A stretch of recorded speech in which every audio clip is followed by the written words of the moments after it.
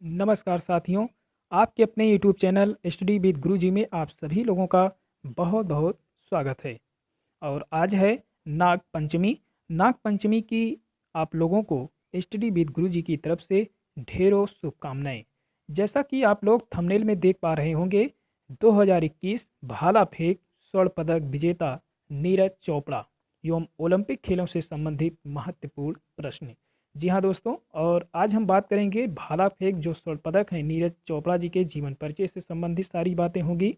और जो ओलंपिक खेलों से संबंधित जो महत्वपूर्ण बातें हैं, जैसे ओलंपिक दिवस कब मनाया जाता है, या इसे सबसे पहले इसकी शुरुआत कहाँ हुई थी, इसके जन्मदाता कौन हैं, या फिर इसके आदर्श वाक्य क्या हैं, इन सब से जुड़ी हुई जो भी महत्वपूर्ण बातें हैं वो सभी इस वीडियो में हम चर्चा करेंगे। और साथ ही एक प्रश्न आपसे हम छोड़े जाते हैं और उसका उत्तर हम वीडियो के लास्ट में बताएंगे। यदि आप जानते हैं तो इसका उत्तर आप कमेंट बॉक्स में दे सकते हैं। भारत को पहली बार एथलेटिक्स में गोल्ड मेडल दिलाने वाले नीरज चोपड़ा किस राज्य में सेना में भर्ती हैं? जी हाँ दोस्तों, यह है हमारा प्रश्न जिसका उत्तर हम वीडियो के लास्ट में बताएंगे। आइए शुरू करते हैं। इनका जीवन परिचय की अगर हम बात करें मित्रों, तो इनका जन्म जो है 24 दिसंबर 1997 को हरियाणा राज्य में पानीपत जिले के एक छोटे से गांव खंडरा गांव में हुआ था। पिता की अगर हम बात करें तो इनके पिताजी का नाम है सतीश और माता का नाम है सरोज देवी। नीरज चोपड़ा भाला फेंक यानी जेवलिन थ्रो से संबंधित रखते हैं। आपसे ये प्रश्न पूछा जा सकता है दोस्तों कि नीरज चोपड़ा ये किससे संबंधित हैं? तो भाला फेंक से, या फिर इंग्लिश की अगर हम बात करें तो ये जेवलिन थ्रो। थ्रो मीन्स होता है फेंकना और जेवलिन का मतलब होता है भाला, यानी भाला फेंक से ये संबंधित रखते हैं। अगला आपका है नीरज चोपड़ा के गुरु एवं भारत के राष्ट्रीय भाला फेंक कोच, यानी जो भारत के राष्ट्रीय भाला फेंक कोच हैं और जो नीरज चोपड़ा के जो गुरु हैं उनका क्या नाम है?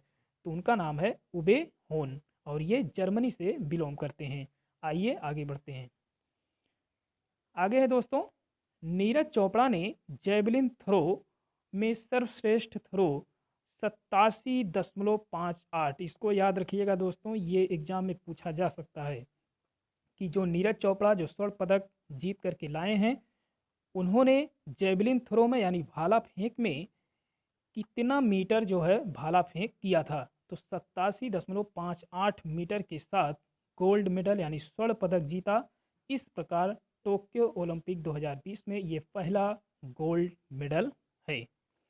देखिए दोस्तों, ये जो टोक्यो ओलंपिक खेल है ये 2020 में आयोजित हुआ था, लेकिन कोविड-19 के कारण जो है ये हो नहीं पाया था और ये 2021 में हो रहा है। लेकिन इसका जो प्रश्न बन के आएगा ये 2020 ही बन के आएगा, क्योंकि ये 2020 में इसको तय किया गया था। आइए आगे बढ़ते हैं। भारत को पहली बार एथलेटिक्स में गोल्ड मेडल मिला। जी हाँ दोस्तों, ये यहाँ पे आप एक शब्द सुन रहे होंगे, एथलेटिक्स। इससे पहले भी स्वर्ण पदक हमारे भारत में आ चुका है, लेकिन एथलेटिक्स में नहीं आया था। तो एथलेटिक्स क्या है, आइए इसको थोड़ा सा जान लेते हैं। एथलेटिक्स में 3 प्रकार के खेल होते हैं। एक होता है रनिंग यानी दौड़, एक होता है जंपिंग यानी कूदना, एक होता है थ्रोइंग यानी फेंकना। तो यही चीज़ है थ्रोइंग, यानी ये जो एथलीट है इसमें 3 प्रकार के जो खेल हैं इनमें से एक है थ्रोइंग यानी फेंकना। तो भाला फेंक में इस प्रकार से जो है नीरज चोपड़ा ने जेवलिन थ्रो में सर्वश्रेष्ठ मुकाम हासिल किया और इस प्रकार से ये स्वर्ण पदक जीत करके लाए। तो आपसे ये भी प्रश्न पूछा जा सकता है कि भारत को पहली बार एथलेटिक्स में गोल्ड मेडल किसे मिला? तो किसे मिला? नीरज चोपड़ा को। और भारत को भी एथलेटिक्स के तौर पर पहला गोल्ड स्वर्ण पदक जो है या पहला गोल्ड मेडल मिला। आइए आगे बढ़ते हैं। नीरज चोपड़ा को अर्जुन पुरस्कार 2018 में मिला था, यानी नीरज चोपड़ा को अर्जुन पुरस्कार भी मिल चुका है। किस सन में? 2018 में, ये भी आप याद रखिएगा। टोक्यो ओलंपिक के 2020 में भारत ने कुल 7 मेडल जीते हैं, जिनमें से पहला एक है स्वर्ण पदक।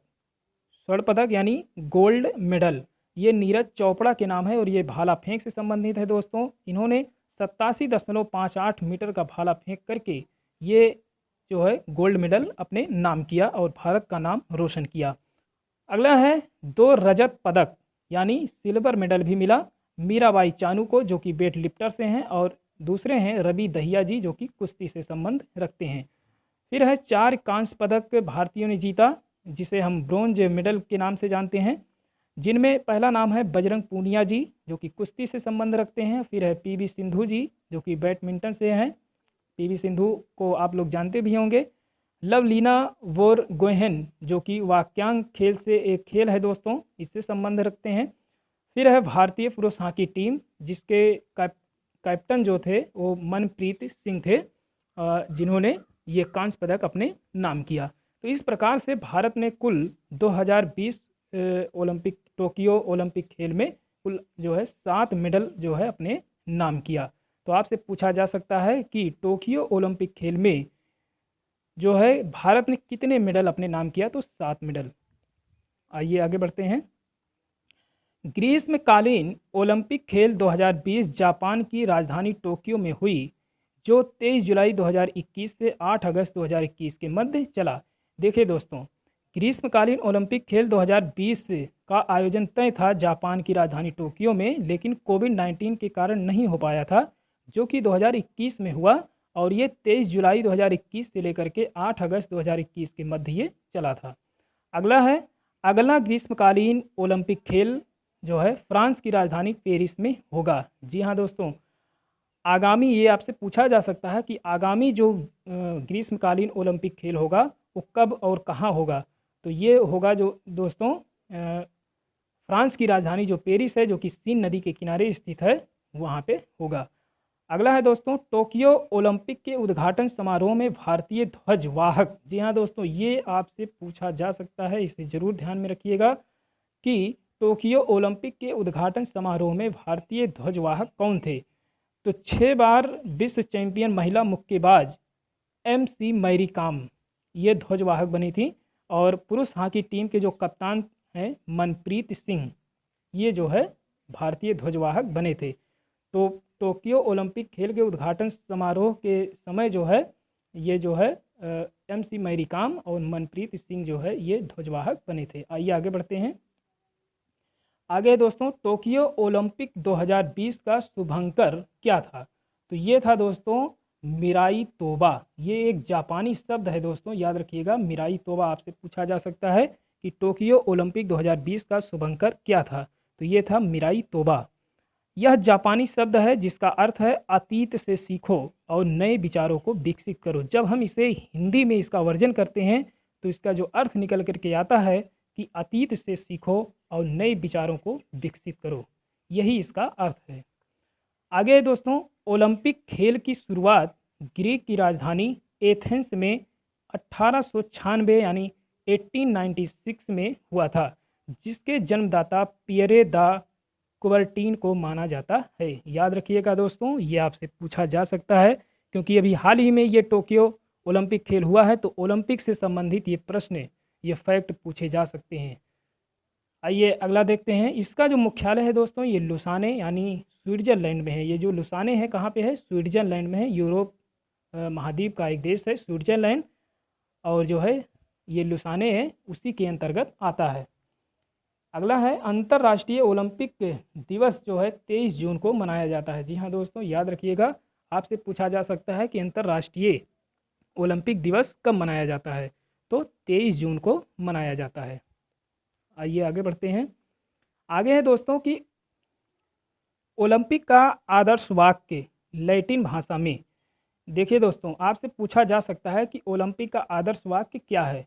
तो ओलंपिक का आदर्श वाक्य ये लैटिन भाषा में है दोस्तों, सिटियस अल्टियस फोर्टियस कम्युनिटर। अंग्रेजी रूपांतरण की बात करें तो इसे हम कहते हैं फास्टर, हायर, स्ट्रांग, टुगेदर। और हिंदी मतलब अगर इसको हम जानना चाहें तो इसका मतलब होता है यानी सिटियस और फास्टर मिला करके ये सबसे तेज, और उसी प्रकार से अल्टियस का जो मतलब होता है उसको हायर से लिया गया यानी सबसे ऊंचा। फिर फोर्टियस का मतलब इसे स्ट्रांग से लिया गया यानी सबसे मजबूत। और कम्युनिटर का जो अंग्रेजी रूपांतर बना टुगेदर यानी और साथ साथ यानी एकजुट।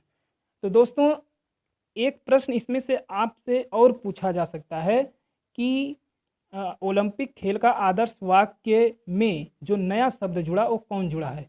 तो जुड़ा है कम्युनिटर। याद रखिएगा दोस्तों, पहले ये नहीं था, टुगेदर, कम्युनिटर और एक साथ साथ, इसका यही वर्जन होता है। तो ये नहीं था। Citius, altius, fortius, faster, higher, strong, यही था, यानी सबसे तेज, सबसे ऊंचा और सबसे मजबूत। ये तीनों नहीं थे। कम्युनिटर, टुगेदर और साथ साथ इसका मतलब ही होता है। तो ये नहीं थे, इसे बाद में जोड़ा गया। ध्यान में रखिएगा, ये पूछा जा सकता है कि ओलंपिक के आदर्श वाक्य में कौन नया शब्द जोड़ा गया है? तो इन तीनों में से कोई भी एक दे सकता है। अगर कम्युनिटर देगा तो ये लैटिन भाषा का शब्द रहेगा, टुगेदर देगा तो ये अंग्रेजी का रहेगा, और साथ साथ या एकजुट करके जो देगा वो हिंदी रूपांतरण है। ध्यान में रखिएगा, ये सबसे बाद में जोड़ा गया है और अब ये बन गया है कि सबसे तेज, सबसे ऊंचा, सबसे मजबूत, एक साथ रहना यानी एकजुट यानी साथ साथ रहना, यही ओलंपिक का आदर्श वाक्य है। अगला है ओलंपिक खेल 2020, ये कौन सा संस्करण था? तो ये था 32वां संस्करण। जी हाँ दोस्तों, याद रखिएगा। और जो अगली मेज़बानी जो करेगा जो है फ्रांस की राजधानी पेरिस में, ये जो है इसका 33वां संस्करण होगा। याद रखिएगा, अगली जो होगा वो 33वां संस्करण होगा। और ओलंपिक खेल जो होता है ये हर 4 साल बाद होता है। आइए आगे बढ़ते हैं। जी हाँ दोस्तों, बहुत ही महत्वपूर्ण है ये, इसे जरूर ध्यान में रखिएगा। काफ़ी बार जो है ओलंपिक से संबंधित ये प्रश्न यहाँ से बनते हैं। पूछ रहा है कि ओलंपिक खेलों में 5 रिंग किसका प्रतिनिधित्व करती हैं? ओलंपिक खेलों में 5 रिंग किसका प्रतिनिधित्व करती हैं? तो 5 महाद्वीपों का ये प्रतिनिधित्व करती हैं। याद रखिएगा, ये 5 रिंग यानी 5 छल्ले लगे होते हैं। इनमें लाल वाला अमेरिका से है, यानी इसमें दोनों आएंगे, उत्तरी अमेरिका और दक्षिणी अमेरिका।